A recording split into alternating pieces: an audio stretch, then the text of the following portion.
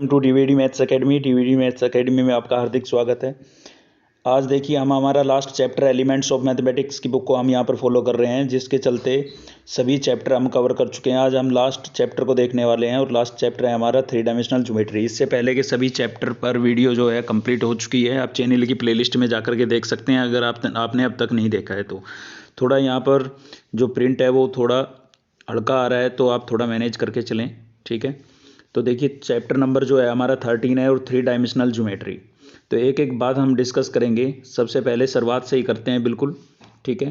तो ए पॉइंट के कोऑर्डिनेट मान लीजिए आपको गिवन है। काफ़ी सारी चीज़ें इस एग्जांपल से आपको क्लियर होने वाली है, इसलिए आप ध्यान से सुने, ठीक है। ए पॉइंट के कोऑर्डिनेट यहाँ पर गिवन है, साथ ही बी पॉइंट के कोऑर्डिनेट गिवन है। अगर आपको डायरेक्शन रेशियो कैलकुलेट करने हैं तो एक तो कॉन्सेप्ट आपने पढ़ा था वेक्टर का कॉन्सेप्ट यूज करके भी आप डायरेक्शन रेशियो निकाल सकते हैं। अगर वेक्टर आपने नहीं पढ़ा है तो आप पहले वेक्टर पढ़ें, क्योंकि 3D तभी समझ में आएगी जब आपको वेक्टर पहले से आता होगा, ठीक है।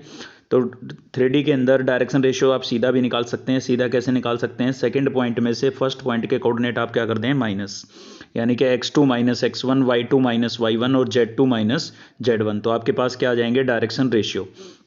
तो देखिए ऐसा ही हमने किया। बी पॉइंट के कोऑर्डिनेट में से ए पॉइंट के कोऑर्डिनेट हमने क्या कर दिए? माइनस, और ऐसा करने से हमारे पास ये जो आए हैं ये क्या आए हैं? Direction ratio. साथ ही मैं आपको बताते हुए चलता हूँ कि डायरेक्शन रेशियो को हम small letter a b c से डिनोट करते हैं, ठीक है। अब चलिए पढ़ते हैं आगे। नेक्स्ट हमारा है डायरेक्शन कोसाइन। तो देखिए डायरेक्शन कोसाइन क्या होता है। तो डायरेक्शन रेशियो और डायरेक्शन कोसाइन में क्या रिलेशन होता है वो भी आपको यहाँ पर क्लियर करना है। तो बहुत ही इंपॉर्टेंट टॉपिक है डायरेक्शन कोसाइन। तो देखिए डायरेक्शन कोसाइन को हम लिखते हैं LMN से डिनोट करते हैं, ठीक है। और दोनों में डायरेक्शन रेशियो और डायरेक्शन कोसाइन में क्या रिलेशन होता है? तो ये होता है आपका A upon root of a square plus b square plus c square. तो ये जो चीज़ है ना, ये मैग्नीट्यूड होता है। देखिए मैं आपको क्लियर करा चुका हूँ वेक्टर के अंदर कि डायरेक्शन रेशियो जो होते हैं वो क्या होते हैं? स्केलर कंपोनेंट ऑफ वेक्टर, ठीक है। और डायरेक्शन कोसाइन क्या होते हैं? Scalar component of unit vector. तो आपको याद होगा जब हम यूनिट वेक्टर कैलकुलेट करते थे तो मैग्नीट्यूड से क्या करते थे? डिवाइड। तो ये यहाँ पर नीचे जो आपका लिखा हुआ है ना, ये मैग्नीट्यूड लिखा हुआ है, क्योंकि मैग्नीट्यूड क्या होता है? स्क्वायर रूट आई के स्केलर का स्क्वायर प्लस जे के स्केलर का स्क्वायर प्लस के स्केलर का स्क्वायर आपका मैग्नीट्यूड होता था, ठीक है। तो ये सभी जो अपोन में लिखे हुए हैं ये क्या लिखे हुए हैं? मैग्नीट्यूड। और ऊपर आपके जो लिखे हुए हैं वो क्या लिखे हुए हैं? Direction ratio. तो डायरेक्शन कोसाइन के रिजल्ट क्या हो जाएंगे? एल हो जाएगा आपका a upon root of a square plus b square plus c square, same b upon root of a square plus b square plus c square, और c upon root of a square plus b square plus c square. तो ये हमारे पास क्या आ गए हैं? Direction cosine. अब आपको पता है भाई डायरेक्शन कोसाइन को हम किससे डिनोट करते हैं? LMN से डिनोट करते हैं, ठीक है। इन तीनों के अंदर एक रिलेशन होता है कि L square plus M square plus N square equals to कितना होता है? 1। अब ये रिलेशन कहाँ से आया पहले मैं आपको बता देता हूँ। देखिए डायरेक्शन कोसाइन जो होते हैं वो क्या होते हैं? Scalar component of unit vector. और यूनिट वैक्टर का जो मैग्नीट्यूड होता है वो कितना होता है? 1, ठीक है। तो कोई भी वेक्टर है जिसके डायरेक्शन कोसाइन LMN है आपके पास, तो आपको पता है ये यूनिट वेक्टर के स्केलर कंपोनेंट है। और यूनिट वेक्टर का जो मैग्नीट्यूड होता है वो 1 होता है, तो इसका मतलब इनके स्क्वायर का सम कितना होगा? 1 होगा, ठीक है। इसलिए यहाँ पर ये रिलेशन लिखा हुआ है L square plus M square plus N square equals to 1। क्योंकि आपको याद है कि कोई भी एक यूनिट वेक्टर है उसका जो मैग्नीट्यूड होता है वो आप कैसे निकालेंगे? ऐसे ही तो निकालेंगे, square root L square plus M square plus N square, ठीक है। और ये कितना है? 1। अब यहाँ पर स्क्वेयरिंग बोथ साइड जब आप करेंगे तो क्या बचेगा? L square plus M square plus N square equals to 1, ठीक है। तो ये रिलेशन आ गया। तो काफ़ी बार पूछा जाता है, इसका यूज भी होगा आगे। अब देखिए मैं साथ ही आपको बता देता हूँ, अगर आपको थीटा गिवन है, देखिए ये हमारी है x एक्सिस, ये y एक्सिस है और ये z एक्सिस है, ठीक है। ये x एक्सिस हो गई, ये y एक्सिस हो गई और ये z एक्सिस हो गई। अब यहाँ पर कोई एक वेक्टर है, तो ये वेक्टर x एक्सिस के साथ जो एंगल बनाता है उसको हम अल्फा से लिखते हैं, y एक्सिस के साथ जो एंगल बनाता है उसको हम किससे लिखते हैं? बीटा से लिखते हैं, ठीक है। और z एक्सिस के साथ जो एंगल बनाता है उसको किससे लिखते हैं? गामा से। तो यहाँ पर डायरेक्शन कोसाइन, अगर आपको एंगल गिवन है तो डायरेक्शन कोसाइन कैसे कैलकुलेट करेंगे हम? कोस अल्फा, m क्या हो जाएगा आपका? कोस बीटा, और n क्या हो जाएगा भाई? Cos gamma. तो अल्फा बीटा गामा क्या है, एक्स एक्सिस के रेस्पेक्ट में एंगल, वाई एक्सिस के और जेड एक्सिस के रेस्पेक्ट में एंगल है अल्फा बीटा गामा। ठीक है, तो इसका मतलब ये हुआ कि हम एल को क्या रिप्लेस कर सकते हैं, कोस अल्फा, एम को क्या रिप्लेस कर सकते हैं, कोस बीटा, और एन को क्या रिप्लेस कर सकते हैं, कोस गामा। इनका स्क्वायर था इसलिए इनका भी स्क्वायर हो गया, तो एक रिलेशन यही बन जाता है। 1 मार्क्स क्वेश्चन डायरेक्ट यहाँ से पूछ लिया जाता है कई बार कि cos square alpha plus cos square beta plus cos square gamma equals to कितना होता है, 1। अब देखिए इससे ये रिलेशन कैसे आया, पहले इसको समझते हैं। देखिए कोस स्क्वायर को आप लिख सकते हैं 1 minus sine square alpha, plus ऐसे कोस स्क्वायर बीटा को क्या लिख सकते हैं, 1 minus sine square, 1 minus sine square beta, और ऐसे ही कोस स्क्वायर गामा को भी आप क्या लिख सकते हैं, 1 minus sine square gamma. Trigonometry के फॉर्मूला है, 10th क्लास में पढ़ा था हमने।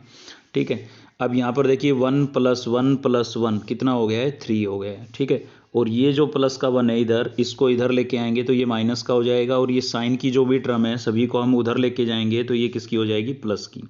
तो यहाँ पर हो जाएगा sine square alpha plus sine square beta plus sine square gamma. ठीक है, ये हो गया। अब यहाँ से देखिए 3 में से जब आप 1 माइनस करेंगे तो आपको क्या मिलेगा, 2, और इधर आपके पास क्या है, sine square alpha plus sine square beta plus sine square gamma. तो ये रिजल्ट इसमें कन्वर्ट हो गया। ठीक है, तो आप कोस को केवल किस में कन्वर्ट कर लें, साइन में, और ये रिलेशन आपके पास आ जाएगा जो काफ़ी बार पूछा गया है। ठीक है, आगे बढ़ते हैं। नेक्स्ट है हमारा डिस्टेंस फार्मूला। तो डिस्टेंस फार्मूला तो हम 10th क्लास से पढ़ते आ रहे हैं, बस यहाँ 3D में पढ़ेंगे।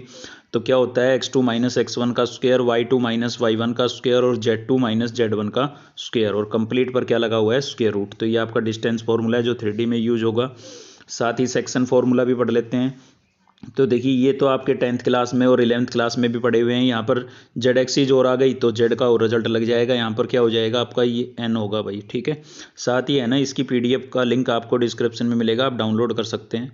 ठीक है, तो एम और एन यहाँ पर सभी चीज़ें क्या हैं आपके, डायरेक्शन रेशियो हैं, खाली रेशियो हैं। कोई भी पॉइंट, किसी पॉइंट, कोई भी दो पॉइंटों को जिस रेशियो में डिवाइड कर रहा है ना, तो वो रेशियो आपको गिवन है, अपने 10th और 11th क्लास में पढ़ा है। इंटरनली में बीच में प्लस रहेगा और एक्सटर्नली में बीच में किसका साइन रहेगा, माइनस का। ऐसे समझ के आप याद कर सकते हैं। ठीक है, नेक्स्ट टॉपिक है हमारा एंगल बिटवीन 2 लाइन। 2 लाइनों के बीच में अगर, या 2 वेक्टरों के बीच में आपको एंगल फाइंड आउट करना है तो फॉर्मूला क्या रहेगा, मान लीजिए ए वेक्टर ये है, बी वेक्टर ये है। तो आपको याद होगा, अगर आप वेक्टर पढ़ के आ रहे हैं तो कोस थीटा इक्वल्स टू क्या होता था, a vector dot b vector upon mod of a vector mod of b vector. ठीक है, मतलब ऊपर तो हमें इनका क्या कराना होगा, डॉट। तो जब आप डॉट कराएंगे तो आई का स्केलर आई के साथ यानी कि a1 a2, जे का स्केलर जे के साथ यानी कि b1 b2, और के का स्केलर के साथ यानी कि c1 c2 आपका रिजल्ट हो जाएगा किसका, डॉट प्रोडक्ट का। ठीक है, नीचे ए का मैग्नीट्यूड, तो इसका जब आप मैग्नीट्यूड निकालेंगे तो क्या आएगा, square root a1 square plus b1 square plus c1 square. ठीक है, जो आपको यहाँ पर नज़र आ रहा होगा। ऐसे ही इसका मैग्नीट्यूड निकालेंगे तो क्या आएगा, square root a2 square plus b2 square plus c2 square. तो अभी जो मैंने फॉर्मूला लिखा था डॉट प्रोडक्ट का, उसी का यूज करके ये रिजल्ट लिखा गया है। अब यहाँ पर कुछ स्पेशल केस हम डिस्कस कर लेते हैं। देखिए अगर आप ध्यान से देखें तो एल आपका क्या होता था, ए अपॉन एल यानी कि direction cosine, a upon a square plus b square plus c square. ठीक है, तो इस रिजल्ट को, ये डायरेक्शन रेशियो में रिजल्ट है। अगर डायरेक्शन रेशियो आपको गिवन है तब तो इसी फॉर्मूले का हम यूज करेंगे।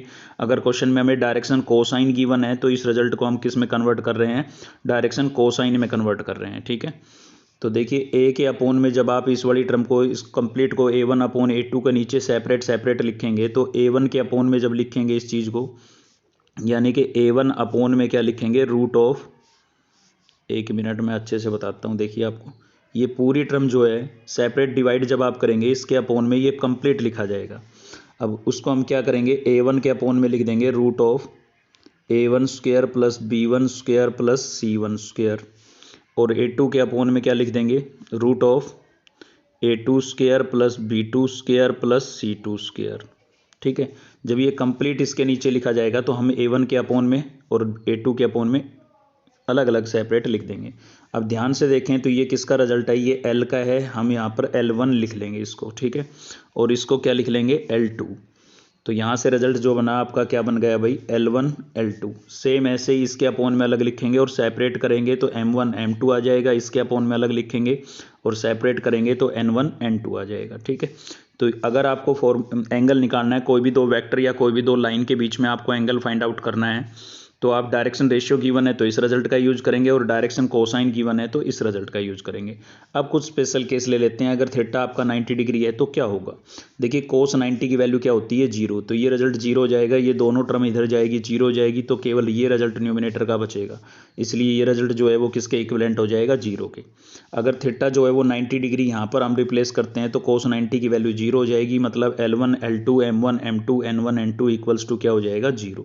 ठीक है। तो अगर आपकी जो दो वेक्टर आपको गिवन है वो दोनों परपेंडिकुलर है, या लाइन जो गिवन है वो परपेंडिकुलर है, तो उस केस में डायरेक्शन रेशियो के प्रोडक्ट का सम, डायरेक्शन रेशियो के प्रोडक्ट का सम और डायरेक्शन कोसाइन के भी प्रोडक्ट का सम क्या रहेगा? 0 रहेगा। अगर लाइनें या वेक्टर पैरेलल हैं, ठीक है, वेक्टर बोलें या लाइनें बोलें, तो यहाँ पर अगर वो दोनों पैरेलल है, दोनों के लिए ये है, क्योंकि जो वेक्टर होता है वो एक लाइन ही होती है, क्योंकि उसकी कुछ लेंथ होती है, ठीक है, और जो पोजीशन वेक्टर होता है वो एक पॉइंट होता है, क्योंकि उसकी कोई लेंथ नहीं होती। तो पैरेलल है तो इनके डायरेक्शन रेशियो का रेशियो, मतलब पहले का direction ratio A1 B1 C1 पहली लाइन के, और दूसरी लाइन के direction ratio A2 B2 C2, तो इनके डायरेक्शन रेशियो का रेशियो क्या रहेगा? इक्वल रहेगा, अगर लाइनें हमारी कैसी है तो पैरेलल है तो। ठीक है, नेक्स्ट वीडियो से हम एक्सरसाइज शुरू करेंगे, एक एक क्वेश्चन को कवर करते हुए चलेंगे। एलिमेंट्स ऑफ मैथमेटिक्स की बुक हम यहाँ पर फॉलो कर रहे हैं, बुक आप साथ में लेके बैठें तो बहुत अच्छे से समझ में आएगा। चलिए मिलते हैं नेक्स्ट वीडियो में। और साथ ही अगर वीडियो आपको हेल्पफुल लगी तो लाइक ज़रूर करें, साथियों से शेयर करें, और चैनल को सब्सक्राइब कर लें अब तक नहीं किया है तो। जय हिंद।